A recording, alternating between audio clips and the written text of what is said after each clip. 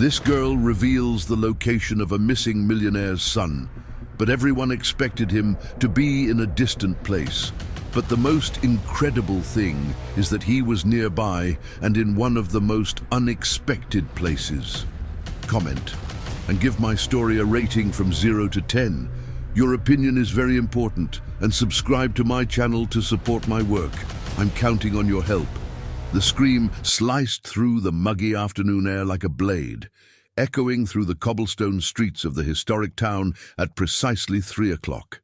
The 52-year-old businessman nearly spilled his coffee as he turned away from his luxury apartment window. It was always at the same time, always with the same desperate intensity. For the past 3 weeks, that sound had been coming from the old clapboard house across the street, a faded yellow 2-story building with peeling blue window frames that clashed with the elegance of the modern high-rise where he lived. "Must be a kid throwing a tantrum," he muttered to himself, adjusting his tie before returning to work. As the owner of the largest construction company in the region, he was used to solving complex problems, but he preferred to stay out of other people's dramas. Especially after 5 years of living alone, ever since he lost his wife on a rainy night, he preferred not to remember. His fortune, accumulated through stock market investments and real estate ventures, had grown considerably, but money had never filled the void she left. Across the street, inside the clapboard house, the 4-year-old girl cowered in the corner of the kitchen, her few years insufficient to understand why her aunt hated her so much. The 38-year-old woman held a metal spoon she had heated on the gas stove, her eyes bloodshot from the bourbon she'd been drinking since noon at the local dive bar, fixed on the child trembling before her. "You're a curse on this house," the aunt hissed, her voice slurred from the booze. "Because of you, my sister's gone. Because of you, I lost everything." The spoon came down hard on the girl's small arm, leaving a red mark that would join the other scars dotting her thin limbs. The child bit her lip to avoid screaming louder. She had learned that screams only enraged her aunt further, who had worked at City Hall until she was fired for constant absences caused by her addiction. The girl closed her eyes and tried to remember her mother's soft voice singing that lullaby before bedtime.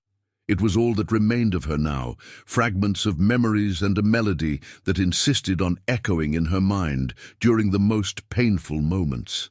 "Stop whining," the aunt grunted, putting the spoon back in the drawer as if it were the most natural gesture in the world.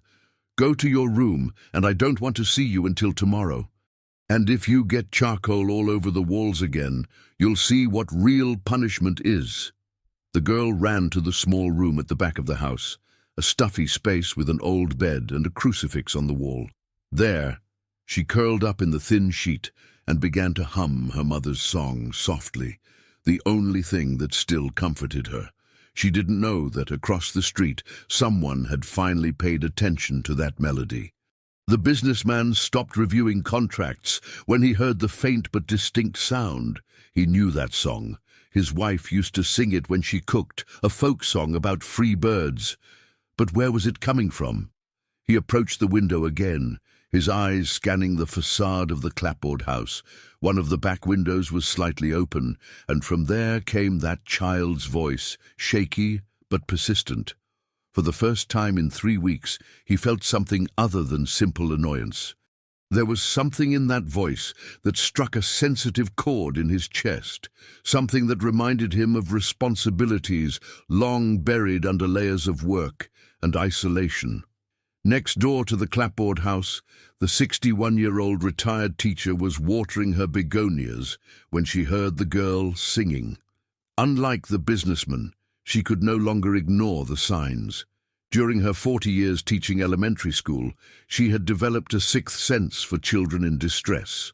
And that voice carried a pain that made her heart ache. How strange, she thought, watching the windows of the neighboring house, a family she had known for decades.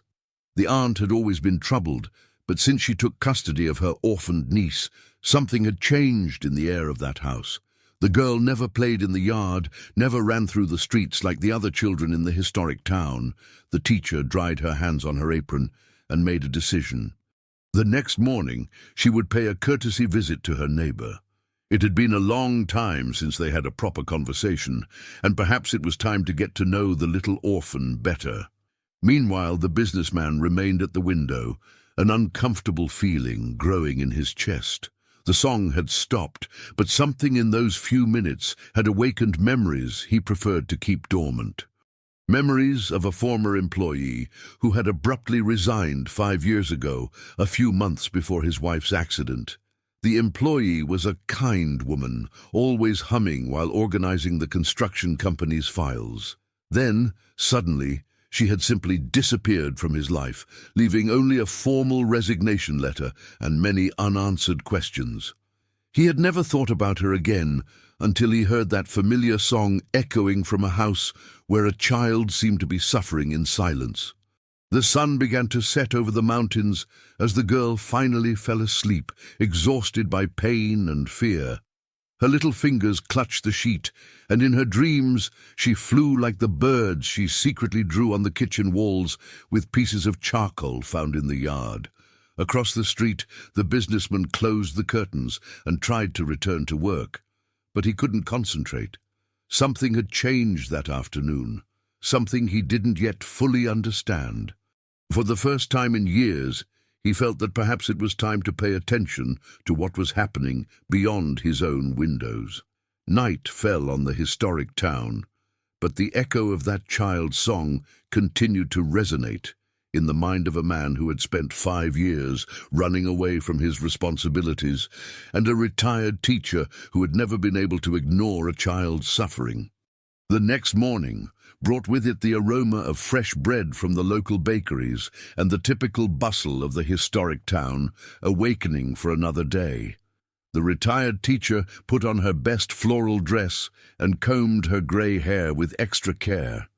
There was something in that child's voice that wouldn't leave her alone, an echo of hopelessness that she recognized from her years as an educator. At 9 o'clock sharp, she knocked on the door of the clapboard house. The sound echoed through the silent interior until shuffling footsteps approached. The aunt opened the door with a swollen face and red eyes, clearly suffering the effects of the previous night's binge drinking. "Good morning," said the teacher with her gentlest smile. "I came to pay a courtesy visit. It's been so long since we had a proper conversation." The aunt hesitated, running a hand through her disheveled hair. "Oh, teacher, it's not a good time. The house is a mess." "Nonsense, dear, we've been neighbors for so long." The teacher took a step forward, forcing the aunt to retreat. "And I would love to meet your niece. I heard she's an adorable girl." The aunt's face hardened for a moment before forcing a weak smile. She's sick, high fever, best not to get close." At that moment a soft noise came from the kitchen, the sound of something being dragged across the floor. The teacher perked up her ears, immediately recognizing the sound of a child trying to move silently. "Perhaps I can help," the teacher insisted. "I have experience with sick children, raised 3 myself, you know how it is." "No need, no," the aunt replied quickly, blocking the entrance with her body. "I already took her to the doctor. It's just a cold." "It'll pass soon." The teacher noticed the aunt's nervous hands, the way she avoided eye contact, and especially the strong smell of alcohol emanating from her even so early in the day. All the signs she had learned to recognize during decades dealing with troubled families. Across the street, the businessman watched the scene from his window while having breakfast. He had woken up earlier than usual, disturbed by confusing dreams where a child's voice mingled with memories of his former employee. When he saw the teacher at the door of the clapboard house, a strange curiosity washed over him. The teacher finally said goodbye to the aunt, but not before casting an investigative look into the interior of the house. There was something deeply wrong there, and her experience told her that a child was suffering. As she walked back to her house, she decided she needed to find a way to verify her suspicions. Inside the clapboard house, the aunt locked the door firmly and went to the kitchen, where she found the girl crouching behind the table, trying to hide. The child had tried to reach a glass of water from the sink, but her height didn't allow it, and she had knocked over a chair in the process. "Didn't I tell you to stay in your room?" the aunt growled, her irritation intensified by her hangover and the unexpected visit. "I was thirsty, Auntie," the girl murmured, her big eyes fixed on the floor. "Thirsty?" The aunt laughed bitterly. "You want water? Then go get it in the backyard. And since you like making so much noise, you can stay out there until I decide you can come in." The girl went out to the small backyard, a space surrounded by high fences and dominated by a single mango tree. There, she sat on the ground and began to draw with a piece of charcoal she had found near the stove.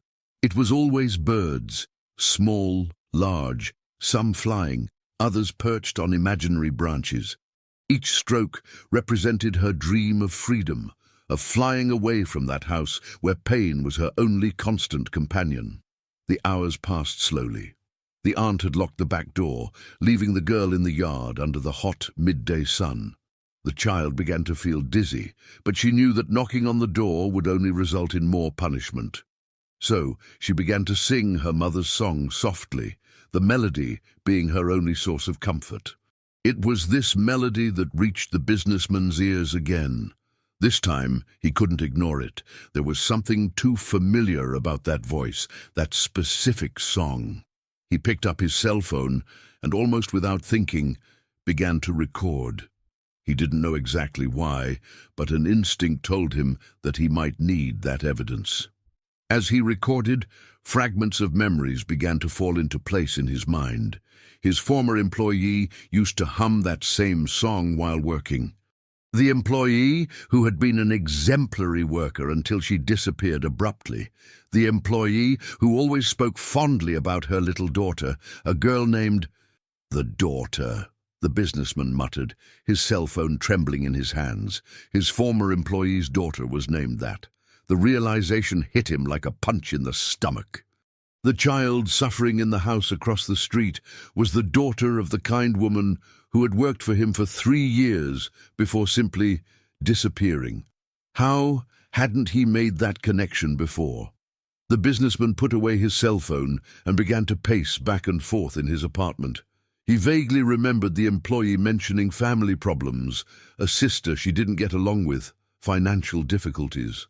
But he was so absorbed in his own problems at the time, the growing conflicts with his wife, the problems at the company, that he hadn't paid due attention.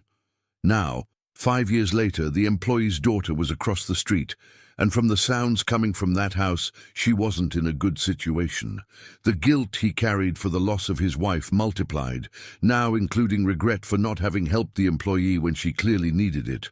At 3 o'clock sharp, the screams started again. This time the businessman didn't turn away from the window. He watched with growing horror as through the kitchen window of the clapboard house he saw a female silhouette moving aggressively. He picked up his cell phone again and began to record, this time with more determination. What he saw through the cell phone screen made him nauseous. The aunt was holding something in her hands. It seemed to be a kitchen utensil, and gesturing violently in the direction of a small figure he could barely distinguish. The girl's screams echoed through the afternoon, and this time the businessman couldn't pretend they were just childish tantrums. When the silence returned, he remained at the window for a few more minutes, his heart pounding in his chest. He had just witnessed something that would change everything. The question now was, what would he do with that information? His wealth accumulated over the years, his investments in gold and diversified holdings, his assets that grew monthly. None of that mattered at that moment. For the first time since his wife's departure, he felt that there was something more important than his financial comfort zone. That night, the girl slept on the floor of the backyard, where the aunt had left her as punishment for making too much noise during the afternoon. The child curled up in her own t-shirt and looked at the stars through the branches of the mango tree. In her 4-year-old mind, she made a silent wish to her mother, wherever she was, that someone, anyone, would take her away from that place of pain. Across the street, the businessman couldn't sleep, tormented by the certainty that he needed to act, but paralyzed by the same emotional inertia that had consumed him since his wife's departure. His investment funds continued to generate automatic profits, but for the first time in years, money seemed completely irrelevant in the face of an innocent child suffering. 3 days had passed since the businessman discovered the child's identity, and guilt consumed him like a slow fire. During these days, he had systematically documented the episodes of violence, always at 3 o'clock, always with the same methodical brutality. His collection of videos and audios grew, but his courage to act remained paralyzed by the same cowardice that had haunted him since the night he lost his wife. On that Thursday morning, the retired teacher made a decision that would change the course of everything.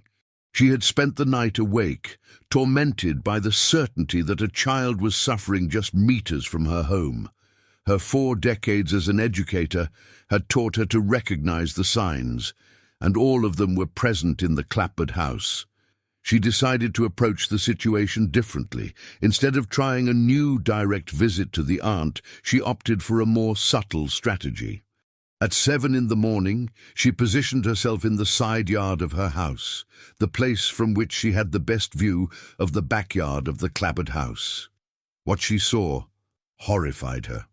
The girl was sitting under the mango tree, completely alone, wearing only a torn t-shirt and panties. Her small arms were marked by evident burns, some still red and inflamed. The child was drawing on the ground with a piece of charcoal, creating shapes that the teacher recognized as birds. "My God," whispered the teacher, her hands trembling as she held the fence that separated the yards. It was worse than she imagined. Much worse. The girl looked up and saw the lady watching her. For a moment, the two stared at each other in silence. Then, to the teacher's surprise, the child smiled, a weak but genuine smile, and waved shyly. "Hi, Grandma," said the girl in her tiny voice, using the affectionate term she gave to all elderly ladies. "Hi, honey," replied the teacher, struggling to keep her voice steady. "Are you okay?" The girl glanced quickly at the windows of the house before answering. "I am, yeah, just drawing birdies." "That's nice. Do you like birds?" "I like them a lot. They can fly wherever they want," replied the child, her big eyes shining with a sadness that broke the teacher's heart. At that moment, the aunt's rough voice echoed from inside the house. "Where are you, girl?" The terror that instantly took over the child's face said everything the teacher needed to know. The girl got up quickly, wiped her hands on her t-shirt, and ran into the house, but not before looking once more at the teacher with an expression that screamed for help. The teacher remained in the yard for a few more minutes, processing what she had seen. The burns, the fear, the way the child reacted to her aunt's voice, everything confirmed her worst fears. She could no longer pretend she didn't know what was happening. Meanwhile, across the street, the businessman had witnessed the entire interaction. Through his window, he could see the yard partially, and the sight of the marks on the girl's arms made him sick. For the first time in 5 years, he felt genuine fury burning in his chest. His former employee had trusted him in some way. Even if indirectly, even if he didn't know it at the time, she had left her daughter in the care of a family who lived in the same town where he lived. And now, that child was being tortured while he watched from his comfortable window, paralyzed by his own cowardice. At 11 in the morning, the teacher made a courageous decision. She put on her best Sunday dress, grabbed a tray of homemade cookies she had prepared as a pretext, and headed back to the clapboard house. This time, she wouldn't take no for an answer. The aunt answered the door reluctantly, clearly annoyed by the neighbor's persistence. "Teacher, I already told you it's not a good time." "Honey, I brought some cookies I made yesterday," the teacher interrupted firmly, "and I insist on getting to know the little one better. As long-time neighbors, it's our duty to support each other. Before the aunt could protest, the teacher had already entered the house, using all the authority that decades in the classroom had given her. The interior of the clapboard house was dark and smelled of mold mixed with alcohol. Old and poorly maintained furniture occupied the living room, and there was a heavy atmosphere that made the air seem difficult to breathe. "The girl is sleeping," the aunt lied, blocking the way to the back of the house. "What a shame. Maybe another time then," said the teacher, but her experienced eyes had already catalogued several disturbing details: dark stains on the kitchen floor that appeared to have been poorly cleaned, a metal spoon left on the stove, and especially small charcoal drawings on the walls that had clearly been made by a child. At that moment, a low sound came from the direction of the kitchen, a muffled sob, almost imperceptible. The teacher and the aunt froze. The silence that followed was tense and revealing. "Must be the neighbor's cat," said the aunt quickly, but her voice trembled slightly. The teacher smiled and nodded, but had decided she had seen enough. "Well, I'll let you rest then. But remember that I'm always right next door if you need anything." Anything at all. The teacher's tone made it clear that it wasn't just a casual offer of help. It was a subtle but direct warning. After the teacher left, the aunt locked the door firmly and went to the kitchen, where she found the girl huddled behind the gas stove, trying to hide. The child had cried upon hearing the teacher's gentle voice, remembering the kindness she had once known. "You were making noise," the aunt accused, her eyes already shining with familiar fury. "No, Auntie, I didn't make noise," the girl protested, but her small voice sounded weak even to her. The aunt grabbed the metal spoon that was on the stove and placed it directly in the flame. The girl recognized the ritual and began to tremble. She knew what was coming next. "You want attention, don't you?" the aunt hissed as the spoon heated up. "Want the neighbors to come here asking questions? Think I don't know how to take care of you?" Across the street, the businessman had positioned his cell phone at the window and was recording again. This time, he managed to capture not only the sounds, but also partial images through the kitchen window. What he saw made him make a decision that would change everything. He could no longer be just a silent observer. His former employee had been a good person, a dedicated worker who always spoke of her daughter with love. That child was his responsibility now, whether he wanted it or not. His net worth of millions, his monthly dividends, his investments in investment funds, none of that mattered if he couldn't help an innocent child who was suffering right before his eyes. For the first time since accumulating his fortune, the businessman understood that true value wasn't in the numbers in his bank account. As the girl suffered another episode of systematic torture, the businessman made a call he hadn't made in months. He called his personal lawyer and old college buddy. "I need your help with a delicate situation," he said, watching through the window as the girl's screams echoed through the afternoon. "It's about a child, and I think it may be a matter of life." That night, after the aunt fell asleep drunk on the living room sofa, the girl managed to sneak out to the backyard. Her new burns stung, but the physical pain was less than the pain in her heart. She sat under the mango tree and looked at the stars, humming her mother's song softly.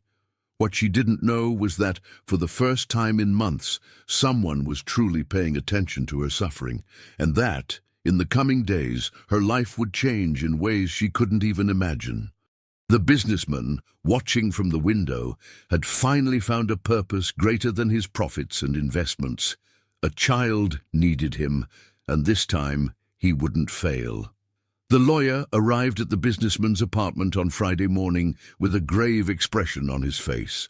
The two men had been classmates in college almost 3 decades ago, and he knew well the emotional isolation that his friend had built after the loss of his wife. That's why the urgent phone call the night before had surprised him so much. "I need you to tell me exactly what's going on," said the lawyer, sitting down in the apartment's spacious living room. "You talked about a child in danger, but I need details." The businessman poured coffee and positioned himself by the window, the place that had become his obsession in recent days. The girl who lives in the house across the street is the daughter of a former employee of mine.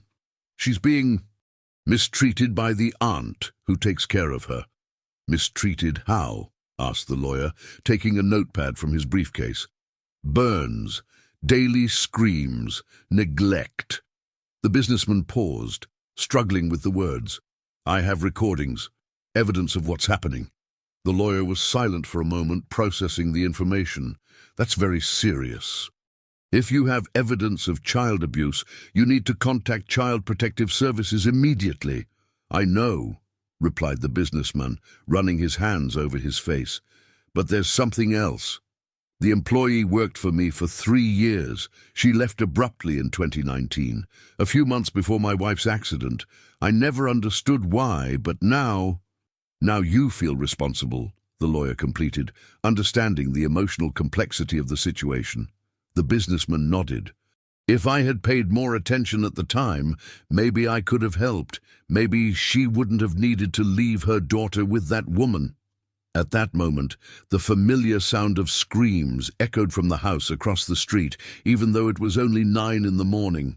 Both men turned to the window, and the lawyer could see the expression of anguish on his friend's face. "This happens every day?" he asked, horrified. "At 3 o'clock, religiously." "But sometimes at other times too," replied the businessman, picking up his cell phone. "Want to see the recordings?" The lawyer watched the videos in growing silence, his face paling with each scene. As a specialist in family law, he had seen many cases of child abuse, but something in the systematization of that violence disturbed him deeply. "We can't wait any longer. I need you to give me all those recordings today. I'm going to contact Child Protective Services and the district attorney. That child needs to be removed from that house immediately." While the two men planned the intervention, across the street, the girl was living another day of terror. The aunt had woken up with a particularly bad hangover and discovered that there was no more alcohol in the house. Her irritation multiplied when she found new drawings of birds that the child had made on the kitchen wall during the early morning. "How many times do I have to tell you not to dirty the walls?" shouted the aunt, holding the girl by the arm with enough force to leave marks. "You're a plague, a curse on this house." The girl tried to explain herself, to say that she had dreamed of her mother, and that the drawings made her feel less alone. But the words were lost in sobs. At 4 years old, she still didn't fully understand why her aunt hated her so much, why each day brought new pain. "You're going to stay locked in the room until I decide what to do with you," continued the aunt, pushing the child down the hallway. "And if I hear a single noise, you'll know a punishment you've never experienced before." The room where the girl was locked was small and stuffy, with only a high window that she couldn't reach. There she curled up in the corner and began to sing her mother's song softly, the melody being her only source of comfort in a world that seemed to have forgotten she existed. It was this song that the retired teacher heard when she passed by the house on her way to the grocery store. The educator had spent the entire night thinking about the conversation with the girl in the yard, the marks she had seen on the child's arms, the atmosphere of fear that permeated that house. The teacher stopped in front of the gate and listened. The girl's voice was weak, but laden with a sadness that made the teacher's heart break. At that moment, she made a decision that would change everything. Instead of going to the grocery store, the teacher went directly to the town's small Child Protective Services office. She knew the counselor well, a former student of hers who had dedicated herself to protecting vulnerable children. "I need to talk to you about a very serious situation," said the teacher, entering the office without ceremony. The counselor looked up from the papers she was analyzing. "Teacher, it's good to see you. What brings you here today?" "A child in danger. My neighbor. I'm sure she's being mistreated." The counselor straightened up in her chair, her expression becoming immediately serious. During her 5 years as a CPS counselor, she had learned to recognize when a complaint was serious, and the teacher wasn't the type of person who would make frivolous accusations. "Tell me everything," said the counselor, grabbing a complaint form. While the teacher reported her observations across town, the lawyer was in a similar meeting in the district attorney's office. The prosecutor listened attentively while he presented the evidence collected by the businessman. "It's compelling evidence," said the prosecutor, examining the videos on the lawyer's cell phone. "I'm going to order an immediate investigation and request the removal of the child from the family environment." "How long will that take?" asked the lawyer, worried.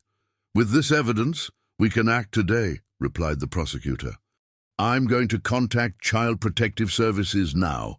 Thus, by a coincidence that would change the girl's destiny, 2 simultaneous complaints reached Child Protective Services on the same morning. The counselor was finishing writing down the teacher's report when her phone rang. "Child Protective Services speaking. This is the DA. I need you to make an urgent intervention at a house on Main Street. We have evidence of serious child abuse." The counselor paused, the pen suspended over the paper. "Is it the yellow clapboard house by any chance?" "Exactly. How did you know?" "I just received a complaint about the same house," replied the counselor, looking at the teacher with surprise. "2 independent sources. This confirms the severity of the situation." At 2 in the afternoon, a coordinated operation was being assembled. The counselor, accompanied by 2 social workers and a court officer, was heading to the clapboard house.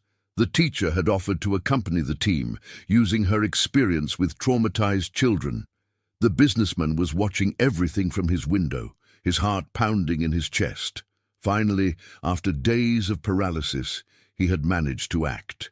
His lawyer was by his side, both witnessing the moment that would change the girl's life forever. "You did the right thing," said the lawyer, placing his hand on his friend's shoulder. "I hope it's not too late," replied the businessman, his eyes fixed on the team approaching the clapboard house. In the house, the aunt had left to buy alcohol at the local dive bar, leaving the girl locked in the stuffy room. The child continued singing softly, unaware that her life was about to change, radically. When the counselor knocked on the door of the clapboard house and received no answer, she used her legal authority to enter the property. What they found inside exceeded even their worst expectations. A dirty and poorly maintained house, a strong smell of alcohol, and evident signs of neglect in every room. It was the teacher who first heard the weak voice coming from the room in the back. "Someone's here," she said, guiding the team down the hallway.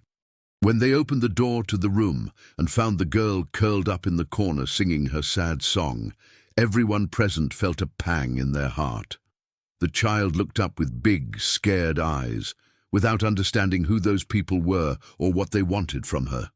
"Hi, honey," said the counselor, crouching down to be at the child's height. "My name is Anna. We're here to help you." The girl looked at the teacher, recognizing the gentle lady who had spoken to her in the yard. A glimmer of hope shone in her eyes, but was quickly replaced by fear. "Auntie will be mad," she whispered. "You don't need to worry about that now," said the teacher, reaching out to the child. "We're going to get out of here, okay?" And so, after 8 months of silent suffering, the girl was finally removed from the house where she had known only pain and fear. But the biggest surprise was yet to come. The businessman, watching from the window, had no idea that his decision to help that child would reveal a secret that would connect past and present in a way that would change his life forever. If you like this video, please subscribe to my channel. I promise to bring you videos every day that will make your life happier. Comment on what you thought of my story, giving it a rating from 0 to 10, and thank you very much.